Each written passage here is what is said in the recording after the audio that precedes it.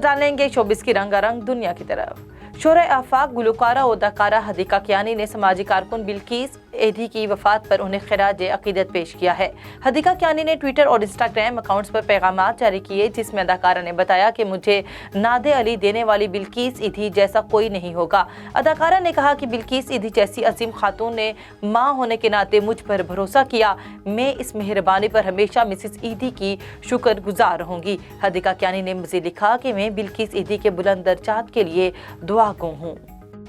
बॉलीवुड के नौबिहाता जोड़े आलिया भट्ट और रणबीर कपूर की मेहंदी की तस्वीर मंजरे आम पर आ गईं। शोबिस जोड़े की मेहंदी की तकरीब की तस्वीर आलिया भट्ट ने अपने इंस्टाग्राम अकाउंट पर शेयर की और अदाकारा ने शादी की इस तकरीब को किसी ख्वाब की तरह करार दिया। आलिया ने पोस्ट में कैप्शन में लिखा कि हमारी मेहंदी किसी ख्वाब से कम ना थी।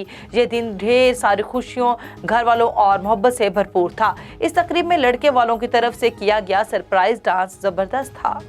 पाकिस्तान के साबिक फास्ट बॉलर शोएब अख्तर ने इंकशाफ किया है कि इन्हें माजी में बॉलीवुड स्टार इमरान हाशमी की एक फिल्म की पेशकश हुई थी, जिसे करने से उन्होंने इनकार कर दिया था। गैर मुल्की मीडिया को इंटरव्यू देते हुए शोएब अख्तर ने बताया कि मुझे बॉलीवुड में काम करने की ऑफर हुई थी। फिल्म गैंगस्टर्स में हीरो का किरदार अदा करना था, जो बादशाह इमरान हाशमी ने किया। क्रिकेटर ने कहा कि अब मुझे लगता है कि मुझे वो फिल्म कर लेनी चाहिए थी।